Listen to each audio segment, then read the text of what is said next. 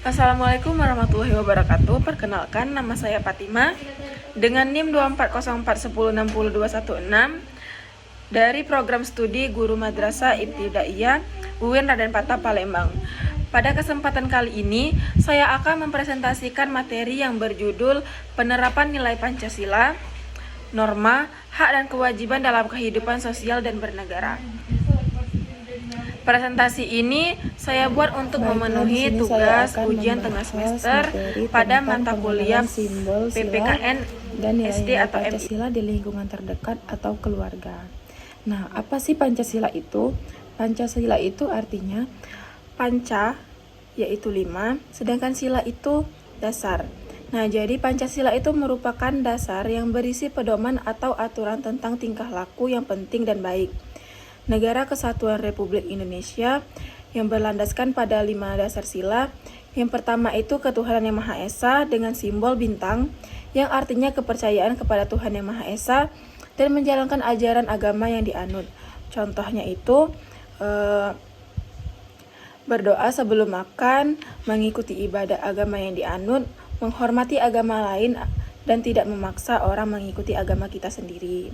Terus yang kedua itu kemanusiaan yang adil dan beradab dengan simbol rantai yang artinya menghargai dan menghormati hak asasi manusia serta berlaku adil dan beradab kepada sesama.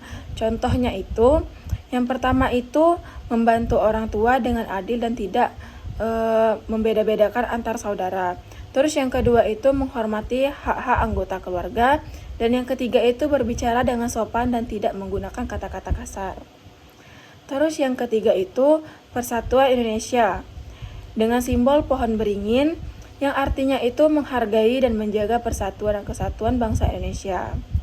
Contohnya, yang pertama itu menghormati budaya dan tradisi daerah lain.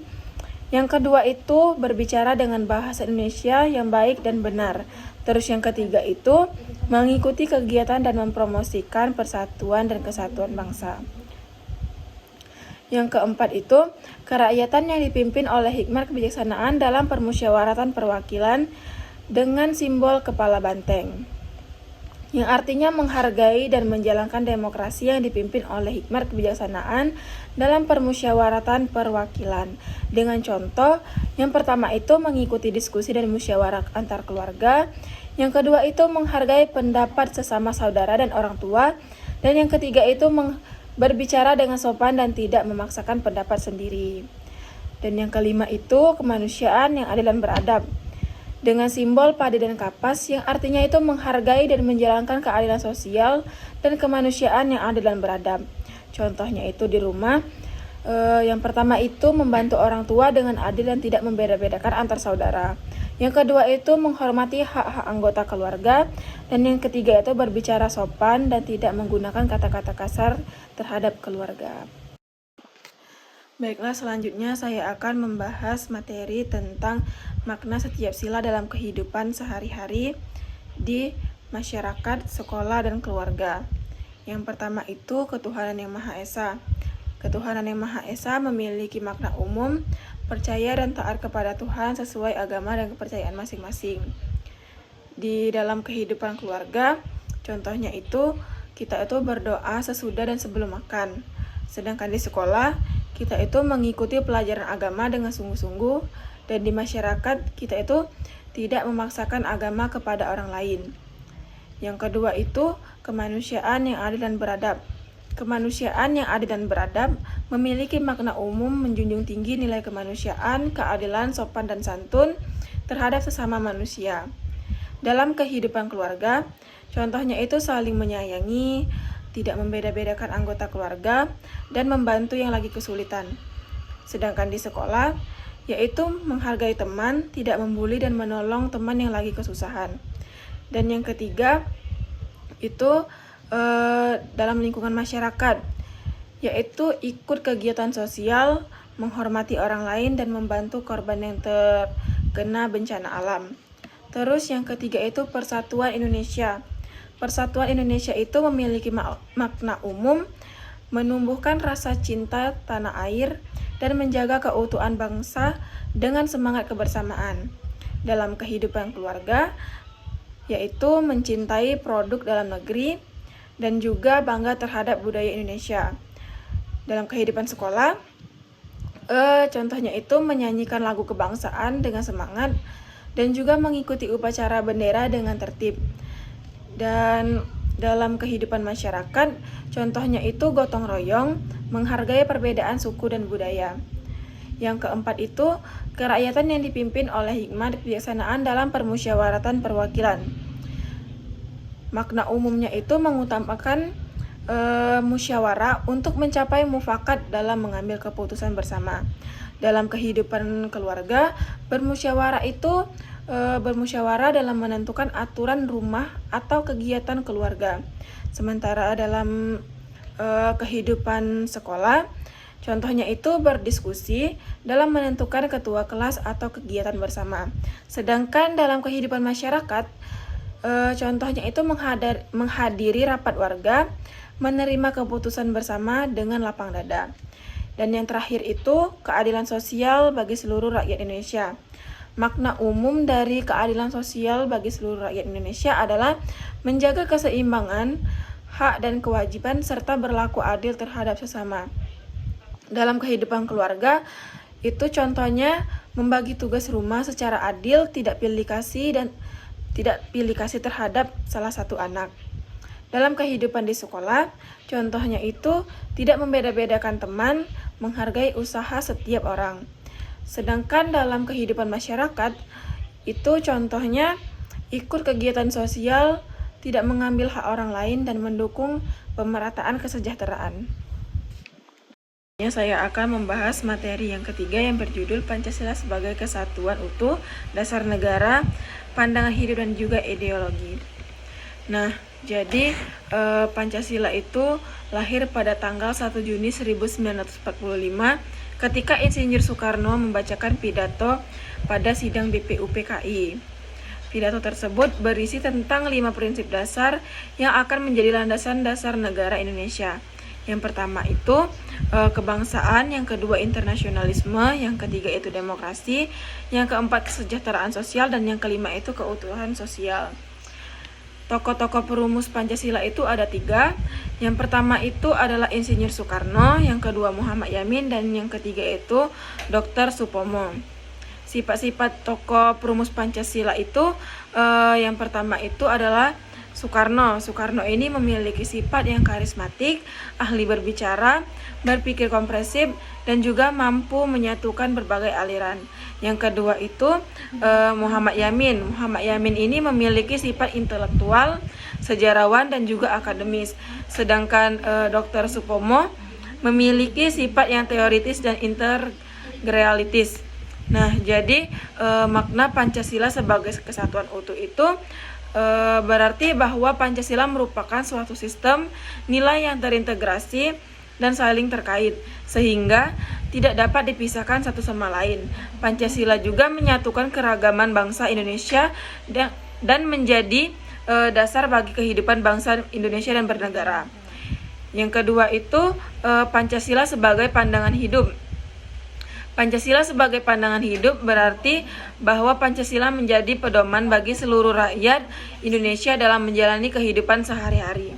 Pancasila menjadi dasar untuk berpikir, bersikap, dan bertindak dalam kehidupan sehari-hari sehingga dapat membentuk karakter dan kepribadian bangsa Indonesia. Yang ketiga itu Pancasila sebagai ideologi negara. Pancasila sebagai ideologi negara berarti bahwa Pancasila menjadi dasar dan pedoman bagi negara dalam mengatur kehidupan berbangsa dan bernegara, sehingga menjadi acuan dalam membentuk kebijakan dan keputusan negara, sehingga dapat menjamin keadilan, kemakmuran, dan juga kesejahteraan bagi seluruh rakyat Indonesia. Selanjutnya saya akan membahas materi tentang hak dan kewajiban di lingkungan dasar atau di lingkungan keluarga. Jadi, hak itu adalah segala sesuatu yang pantas dan layak diterima oleh setiap orang dalam kehidupan bermasyarakat, berbangsa, dan bernegara. Hak diberikan kepada setiap individu tanpa membeda-bedakan suku, agama, status sosial, dan latar belakang lainnya. Contoh hak itu adalah hak untuk mendapatkan pendidikan, hak untuk mendapatkan perlindungan, dan juga hak untuk menyampaikan pendapat. Hak itu biasanya berkaitan dengan sesuatu yang selalu kita terima. Sedangkan aturan itu adalah pedoman, ketentuan, atau tata tertib yang dibuat untuk mengatur perilaku manusia agar tercipta ketertiban, keadilan, dan keamanan bersama. Aturan itu dapat berupa peraturan di rumah, di sekolah, atau negara yang mengatur bagaimana seseorang yang harus bertindak.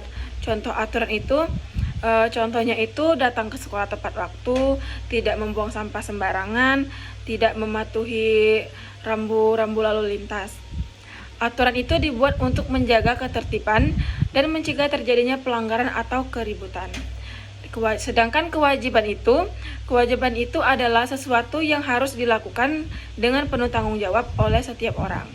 Kewajiban itu harus dilaksanakan terlebih dahulu sebelum menuntut hak, karena hak diperoleh setelah kewajiban dipenuhi. Contoh kewajiban itu, yang pertama itu kita itu harus belajar sungguh-sungguh, yang kedua itu mematuhi tata tertib sekolah, dan yang ketiga itu menghormati orang tua dan guru. Kewajiban itu selalu berkaitan dengan sesuatu yang harus kita lakukan. Nah, jadi hubungan antara hak, aturan, dan kewajiban itu, aturan itu dibuat untuk mengatur kewajiban manusia. Setelah kewajiban dilaksanakan, barulah hak dapat diterima dengan adil. Jika tidak ada aturan, maka hak orang lain bisa terganggu. Selanjutnya saya akan menjelaskan materi yang kelima dengan judul penerapan hak, aturan, dan kewajiban di lingkungan keluarga dan di lingkungan sekolah. Nah, yang pertama itu di lingkungan keluarga. Hak itu adalah sesuatu yang layak diterima oleh setiap anggota keluarga. Contohnya itu, kita tuh mendapat kasih sayang dari orang tua dan anggota keluarga lainnya. Yang kedua itu didengarkan saat menyampaikan pendapat. Yang ketiga itu dihormati sebagai individu. Dan yang keempat itu memperoleh perlindungan dari bahaya, kekerasan, atau ancaman. Jadi setiap anggota keluarga itu berhak untuk merasa aman dan nyaman. Anak juga itu berhak mendapatkan perhatian, kasih sayang, pendidikan, dan perlindungan dari keluarga agar tumbuh menjadi pribadi yang lebih baik. Yang kedua itu aturan di lingkungan keluarga. Jadi aturan itu adalah pedoman atau tata tertib yang dibuat dalam keluarga agar kehidupan itu berjalan dengan tertib dan harmonis. Contohnya itu kita itu membagi jadwal belajar, bermain, dan waktu istirahat. Yang kedua itu kita itu tidak berkata kasar atau menyakiti sesama anggota keluarga. Dan yang ketiga itu menghargai ruang dan privasi setiap anggota keluarga. Jadi, aturan dalam keluarga itu membantu menciptakan kedisiplinan, mengatur kebiasaan sehari-hari, dan menjaga kehidupan hubungan antar anggota keluarga. Dengan adanya aturan, setiap anggota keluarga belajar untuk bertanggung jawab dan saling menghargai. Dan yang ketiga itu kewajiban di lingkungan keluarga. Kewajiban di lingkungan keluarga yang harus dilakukan dengan penuh tanggung jawab oleh anggota keluarga. Contohnya itu kita menghormati dan menaati aturan keluarga. Yang kedua itu membantu pekerjaan rumah sesuai kemampuannya masing-masing. Dan yang ketiga itu menjaga komunikasi yang baik antar orang tua dan anak. Jadi setiap anggota keluarga itu memiliki kewajiban dan patuh pada aturan, menjaga kebersihan, dan menjaga hubungan yang harmonis. Kewajiban ini menunjukkan rasa tanggung jawab dan penghargaan terhadap keluarga. Nah, hubungan antara hak, aturan, dan kewajiban itu hak dapat diterima dengan baik jika aturan dipatuhi dengan dan dilaksanakan. Keluarga menjadi harmonis jika semua anggota masing-masing saling menghormati dan menjalankan perannya masing-masing. Contohnya itu ketika anak menjalankan kewajiban membantu pekerjaan rumah. Orang tua juga memberikan hak berupa pujian, kasih sayang, dan perhatian. Sedangkan di lingkungan sekolah, hak itu adalah sesuatu yang berhak diterima oleh setiap siswa selama berada di sekolah. Contohnya itu mendapatkan pelajaran dan bimbingan yang adil dari guru tanpa membeda-bedakan status, agama, dan latar belakang siswa. Jadi setiap siswa itu memiliki hak untuk belajar dalam suasana yang nyaman, aman, adil, dan guru juga memberikan pengajaran dan bimbingan kepada semua siswa. Saya akan menjelaskan materi yang keenam yang berjudul konsep norma beserta hak dan kewajiban sebagai warga negara, mempelajari musyawarah untuk membuat aturan bersama di keluarga dan di sekolah. Nah, jadi norma itu adalah aturan atau standar perilaku yang berlaku dalam suatu masyarakat atau kelompok. Norma itu dapat berbentuk berupa tulisan atau juga tidak tertulis, dan berfungsi sebagai pedoman bagi individu dalam berperilaku. Sedangkan kesepakatan itu adalah perjanjian atau persetujuan yang dibuat oleh dua belah pihak atau lebih untuk melakukan atau tidak melakukan sesuatu. Kesepakatan juga dapat berupa kesepakatan tertulis atau juga tidak tertulis, dan juga berfungsi sebagai dasar bagi tindakan atau keputusan bersama. Nah, di sini perbedaan norma dan kesepakatan itu adalah, contohnya itu norma adalah aturan yang berlaku secara umum, sedangkan kesepakatan adalah perjanjian yang dibuat oleh pihak-pihak tertentu. Nah, norma juga berfungsi sebagai pedoman bagi individu, sedangkan kesepakatan itu berfungsi sebagai dasar bagi tindakan atau keputusan bersama. Contoh norma dan kesepakatan. Norma itu contohnya itu hormati orang tua, yang berarti itu norma sosial. Sedangkan kesepakatan itu contohnya kami sepakat untuk membagi tugas rumah tangga secara adil. Nah, di situ terjadilah kesepakatan antara keluarga.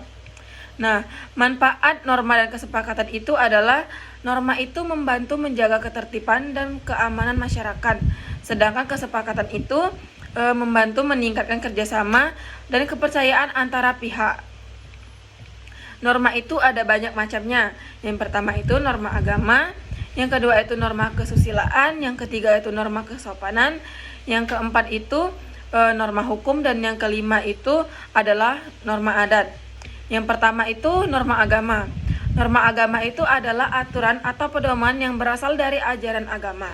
Contohnya itu hormatilah Tuhan yang Maha Esa, ataupun jangan berbohong, jangan mencuri. Nah, fungsinya itu menuntun individu untuk berperilaku sesuai dengan ajaran agama. Yang kedua itu norma kesusilaan atau aturan pedoman yang berkaitan dengan moral dan etika. Contohnya itu jangan berbuat jahat, hormati orang lain, atau jangan mengambil hak orang lain. Nah, ini tuh fungsinya menuntun individu untuk berperilaku baik dan benar. Yang ketiga itu norma kesopanan. Norma kesopanan itu adalah aturan atau pedoman yang berkaitan dengan tata krama dan sopan santun. Contohnya itu salam saat bertamu, hormati orang yang lebih tua, dan juga jangan berbicara kasar. Fungsinya itu untuk menuntun individu untuk berperilaku sopan dan santun. Yang keempat itu norma hukum. Norma hukum itu adalah aturan atau pedoman yang dibuat oleh negara dan berlaku secara wajib.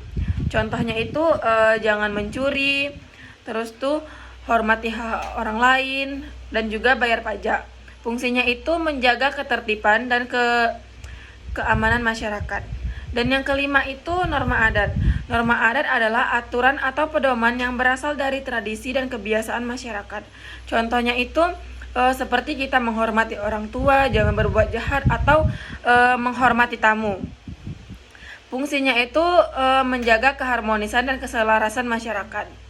Nah, yang selanjutnya itu hak dan kewajiban sebagai warga negara, musyawarah dalam membuat aturan bersama di keluarga dan di sekolah. Pentingnya norma dan musyawarah dalam kehidupan bernegara. Hak dan kewajiban sebagai warga negara itu adalah hak untuk hidup, hak untuk bebas berpendapat, hak untuk mendapatkan pendidikan, hak untuk mendapatkan perlindungan dan hukum. Sedangkan kewajiban itu kewajiban untuk memenuhi kebutuhan, kewajiban untuk membayar pajak, kewajiban untuk menjaga keamanan dan ketertiban.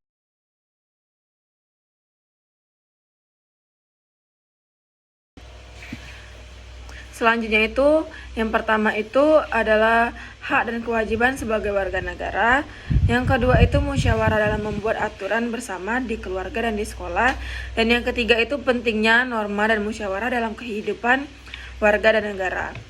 Hak dan kewajiban sebagai warga negara itu adalah hak untuk hidup, hak untuk bebas berpendapat, hak untuk mendapatkan pendidikan, hak untuk mendapatkan perlindungan dan hukum. Sedangkan kewajiban itu kewajiban untuk mematuhi hukum, kewajiban untuk membayar pajak, kewajiban untuk menjaga keamanan dan ketertiban, dan juga kewajiban untuk menghormati hak-hak orang lain. Nah, musyawarah itu dalam membuat aturan yang kedua itu musyawarah dalam membuat aturan bersama. Nah, musyawarah itu adalah proses pengambilan keputusan bersama yang dilakukan secara demokratis dan musyawarah. Musyawarah juga dapat dilakukan di keluarga dan di sekolah untuk membuat aturan bersama. Contohnya itu, musyawarah di keluarga membuat aturan tentang waktu tidur dan bangun pagi, membuat aturan tentang tugas-tugas di rumah tangga.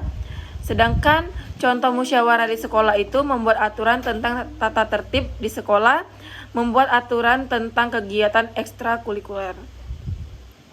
Nah, selanjutnya itu pentingnya norma dan musyawarah dalam kehidupan warga negara. Norma itu membantu menjaga ketertiban dan keamanan masyarakat, sedangkan musyawarah itu membantu meningkatkan kerjasama dan kepercayaan antar pihak. Norma dan musyawarah itu membantu meningkatkan kesadaran akan hak dan kewajiban. Norma juga membantu meningkatkan kemampuan berkomunikasi dan bernegosiasi. Demikian presentasi dari saya. Wassalamualaikum warahmatullahi wabarakatuh.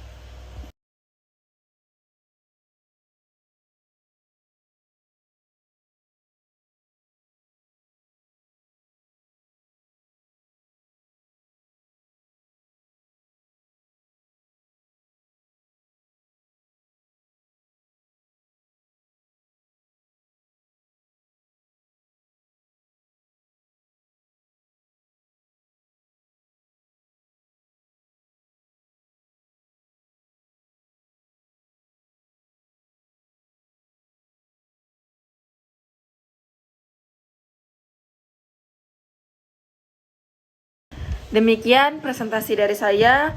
Wassalamualaikum warahmatullahi wabarakatuh.